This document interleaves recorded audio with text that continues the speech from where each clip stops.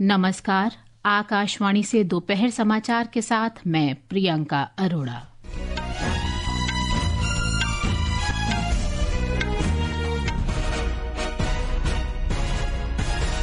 प्रधानमंत्री नरेंद्र मोदी ने नई दिल्ली में फिलीपींस के राष्ट्रपति मार्कोस जूनियर के साथ द्विपक्षीय वार्ता की।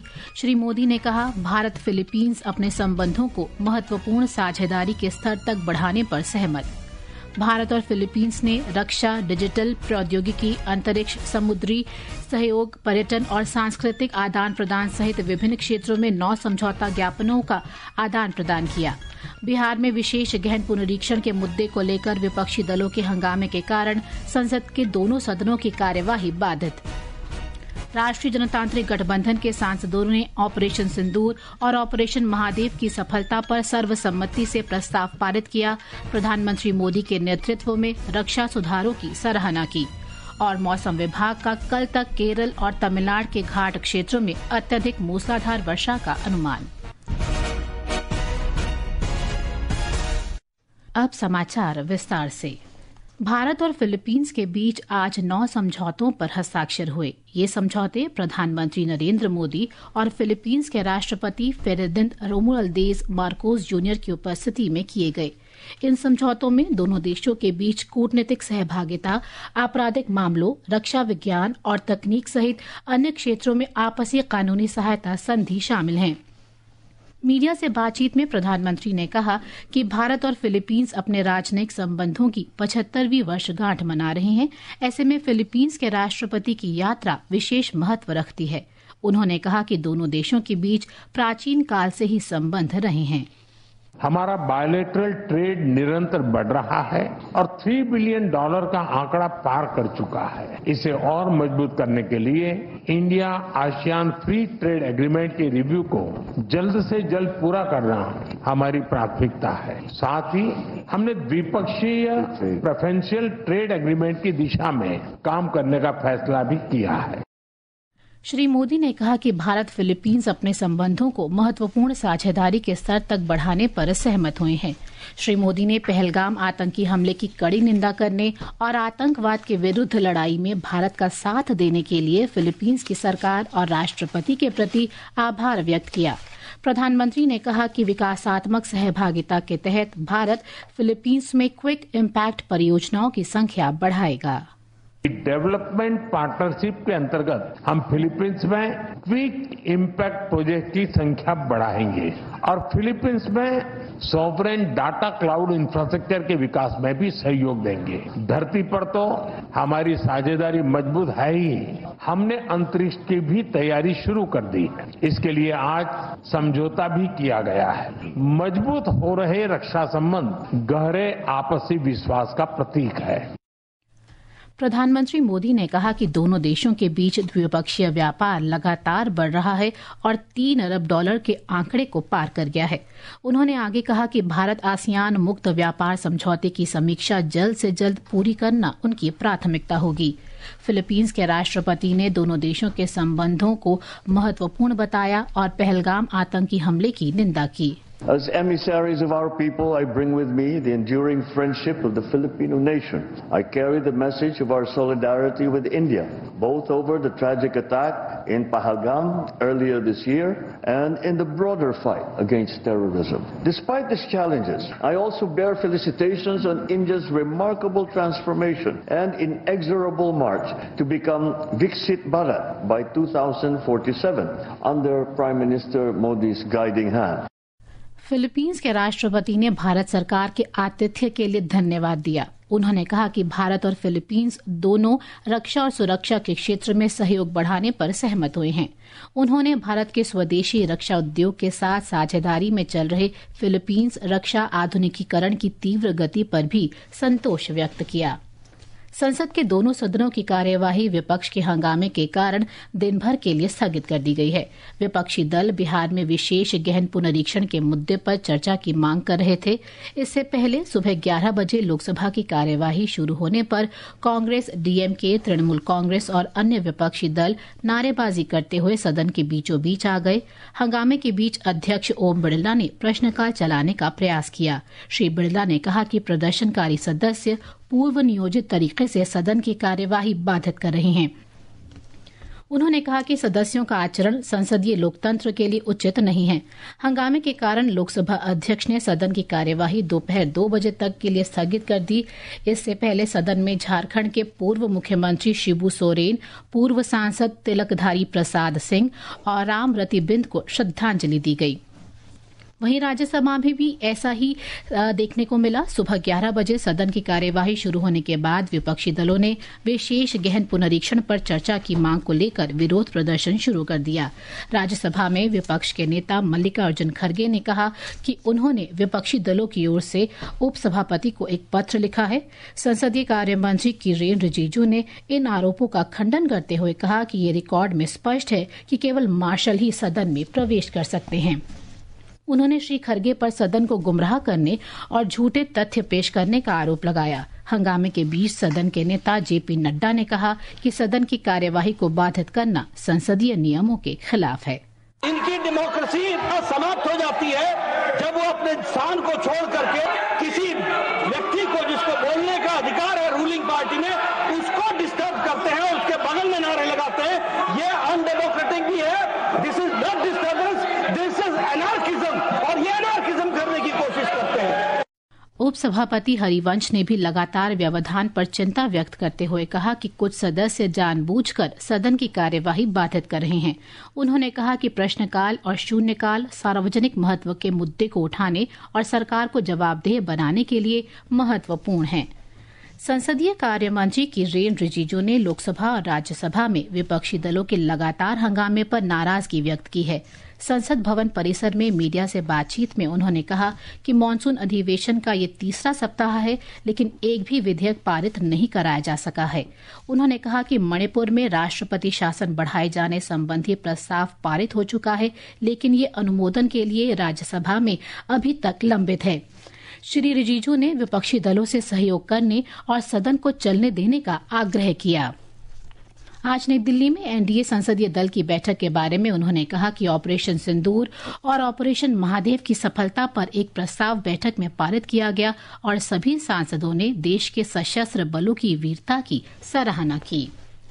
ये समाचार हमारी वेबसाइट www.newsonair.gov.in और हमारे न्यूज ऑन एआईआर ऐप पर भी उपलब्ध हैं। दोपहर समाचार में आपका फिर स्वागत है। एनडीए संसदीय दल की बैठक आज सुबह नई दिल्ली में संसद भवन परिसर में हुई। प्रधानमंत्री नरेंद्र मोदी, रक्षा मंत्री राजनाथ सिंह, गृह मंत्री अमित शाह, भाजपा अध्यक्ष जेपी नड्डा और एनडीए के अन्य सांसद इसमें शामिल हुए। बैठक के दौरान सांसदों ने ऑपरेशन सिंदूर और ऑपरेशन महादेव की सफलता के लिए प्रधानमंत्री की सराहना की।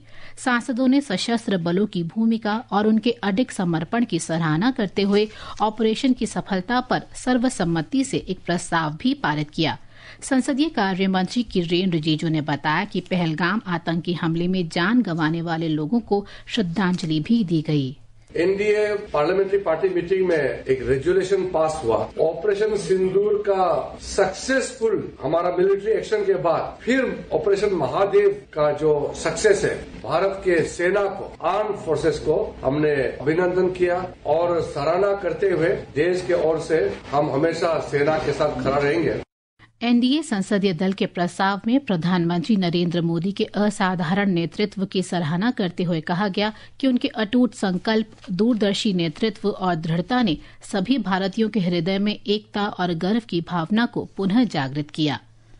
भारतीय जनता पार्टी के सांसद अरुण सिंह ने ऑपरेशन सिंदूर को ऐतिहासिक बताया है। आकाशवाणी समाचार से बातचीत में श्री अरुण सिंह ने कहा कि एनडीए संसदीय दल की बैठक के दौरान सभी सांसदों ने प्रधानमंत्री मोदी को उनके निर्णायक नेतृत्व के लिए धन्यवाद दिया। केंद्रीय आवासन और शहरी कार्य मंत्री मनोहर लाल ने आज कहा कि कर्तव्य भवन को दिल्ली भर में कार्यरत विभिन्न मंत्रालयों और विभागों को एक साथ लाकर दक्षता, नवाचार और सहयोग को बढ़ाने के लिए सोच समझकर डिजाइन किया गया है। नई दिल्ली में उन्होंने बताया कि ये अत्याधुनिक कार्यालय परिसर लगभग 1.5 लाख वर्ग मीटर में 2 बेसमेंट और 6 मंजिलों में फैला हुआ है। प्रधानमंत्री जी स्वयं कर्तव्य पथ पर ही एक सभा को संबोधित करेंगे। भवन अब नया बना है, बहुत से रिफॉर्म्स इसके अंदर लाए गए हैं। आज की टेक्नोलॉजी के हिसाब से, आज की आवश्यकता के हिसाब से उन सब चीजों का ध्यान रखा गया है। डिजिटल इंडिया के नाते से भी जितनी आवश्यकताएं आज किसी कार्यालय को चलाने की होती है, अब ई ऑफिस बन रहे हैं। सभी ई ऑफिस का एक नेटवर्क मोर एफिशिएंट तरीके से उस डिजिटल सिस्टम को बनाया जाएगा, जिसमें कोऑर्डिनेशन आपस में अच्छा होगा और उसको मैनेज करने के लिए मोर प्रॉपरली इसको मैनेज कर पाएंगे। हमारे संवाददाता ने बताया है कि प्रधानमंत्री नरेंद्र मोदी कल नई दिल्ली में कर्तव्य पथ पर नवनिर्मित कर्तव्य भवन का उद्घाटन करेंगे। कर्तव्य भवन सेंट्रल विस्टा परियोजना का ही एक हिस्सा है। ये भवन प्रशासनिक प्रक्रियाओं और शासन की सुव्यवस्था के उद्देश्य से भविष्य में निर्मित होने वाले केंद्रीय सचिवालय भवनों में पहला है। प्रधानमंत्री कार्यालय ने एक बयान में बताया है कि कर्तव्य भवन के निर्माण का उद्देश्य विभिन्न मंत्रालयों और विभागों को साथ लाकर दक्षता, नवाचार और सहयोग को बढ़ावा देना है। वर्तमान में विभिन्न मंत्रालय और विभाग राजधानी दिल्ली के अलग अलग क्षेत्रों में स्थित हैं। कर्तव्य भवन आधुनिक कार्यालय परिसर है जो करीब 1.5 लाख वर्ग मीटर क्षेत्र में फैला है। प्रधानमंत्री कार्यालय ने कहा है कि ये भवन प्रधानमंत्री की परिकल्पना के अनुरूप आधुनिक, कुशल और नागरिक केंद्रित शासन के लिए सरकार की प्रतिबद्धता की प्रमुख उपलब्धि साबित होगा। रईसुद्दीन की रिपोर्ट के साथ समाचार कक्ष से कनकलता। प्रधानमंत्री नरेंद्र मोदी ने आज कहा कि निरंतर सुधारों और किसान केंद्रित पहलों से कृषि क्षेत्र में तेजी से वृद्धि हुई है। कृषि और किसान कल्याण मंत्री शिवराज सिंह चौहान द्वारा लिखे गए एक लेख को साझा करते हुए श्री मोदी ने इस बात पर प्रकाश डाला कि ये सुधार वर्ष 2047 तक विकसित भारत के निर्माण में महत्वपूर्ण भूमिका निभाएंगे। श्री चौहान ने अपने लेख में कहा कि कृषि न केवल भारतीय अर्थव्यवस्था की रीढ़ है, बल्कि एक आत्मनिर्भर और मजबूत भारत की नींव भी है। उन्होंने आगे कहा कि कृषि लाखों लोगों की आजीविका का आधार है। सूचना और प्रसारण राज्य मंत्री डॉक्टर एल मुरुगन ने आज कहा कि आधुनिक, समावेशी और कुशल मीडिया तथा मनोरंजन पारिस्थितिकी तंत्र के निर्माण में राज्यों और केंद्र शासित प्रदेशों की महत्वपूर्ण भूमिका है। उन्होंने ये बात नई दिल्ली में राज्यों और केंद्र शासित प्रदेशों के सूचना तथा जनसंपर्क सचिवों के साथ उद्घाटन राष्ट्रीय सम्मेलन को संबोधित करते हुए कही। इस बीच सूचना और प्रसारण सचिव संजय जाजू ने कहा कि भारत में हाल ही में सामग्री निर्माण में तेजी से वृद्धि देखी गई है। ये समाचार आकाशवाणी से प्रसारित किए जा रहे हैं। ताज़ा समाचार जानने के लिए आप हमारे social media handle X @AIR News Hindi को फॉलो कर सकते हैं। ये आकाशवाणी है। मौसम विभाग का कल तक केरल और तमिलनाडु के घाट क्षेत्रों में अत्यधिक मूसलाधार वर्षा का अनुमान है। मौसम विभाग ने आज केरल, उत्तराखंड और पश्चिमी उत्तर प्रदेश में अलग अलग स्थानों पर तेज से अत्यधिक तेज वर्षा का अनुमान व्यक्त किया है।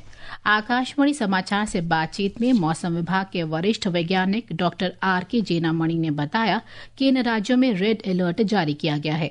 उन्होंने बताया कि माहे, तमिलनाडु, पुदुचेरी और कराईकाल के कुछ हिस्सों में भी मूसलाधार वर्षा होने की संभावना है। उत्तर प्रदेश में बाढ़ राहत और बचाव कार्य तेज हो गए हैं। बाढ़ ने 21 जिलों की 48 तहसीलों को प्रभावित किया है। राहत आयुक्त भानु चंद्र गोस्वामी के अनुसार अब तक 38,000 से ज्यादा लोगों को सुरक्षित स्थानों पर पहुंचाया जा चुका है। जम्मू कश्मीर के पूर्व राज्यपाल सत्यपाल मलिक का आज दोपहर निधन हो गया। वे 79 वर्ष के थे और लंबे समय से बीमारी से जूझ रहे थे। उन्होंने गोवा और मेघालय के राज्यपाल के रूप में भी कार्य किया। जाने माने टेनिस खिलाड़ी नोवाक जोकोविच ने सिनसिनाटी ओपन से अपना नाम वापस ले लिया है। उन्होंने गैर चिकित्सकीय कारणों का हवाला देते हुए नाम वापस लिया है। अंत में मुख्य समाचार एक बार फिर। प्रधानमंत्री नरेंद्र मोदी ने नई दिल्ली में फिलीपींस के राष्ट्रपति मार्कोस जूनियर के साथ द्विपक्षीय वार्ता की। श्री मोदी ने कहा, भारत फिलीपींस अपने संबंधों को महत्वपूर्ण साझेदारी के स्तर तक बढ़ाने पर सहमत। भारत और फिलीपींस ने रक्षा, डिजिटल प्रौद्योगिकी, अंतरिक्ष, समुद्री सहयोग, पर्यटन और सांस्कृतिक आदान प्रदान सहित विभिन्न क्षेत्रों में 9 समझौता ज्ञापनों का आदान प्रदान किया। बिहार में विशेष गहन पुनरीक्षण के मुद्दे को लेकर विपक्षी दलों के हंगामे के कारण संसद के दोनों सदनों की कार्यवाही बाधित। राष्ट्रीय जनतांत्रिक गठबंधन के सांसदों ने ऑपरेशन सिंदूर और ऑपरेशन महादेव की सफलता पर सर्वसम्मति से प्रस्ताव पारित किया। प्रधानमंत्री मोदी के नेतृत्व में रक्षा सुधारों की सराहना की। इसके साथ ही दोपहर समाचार का ये अंक समाप्त हुआ। नमस्कार।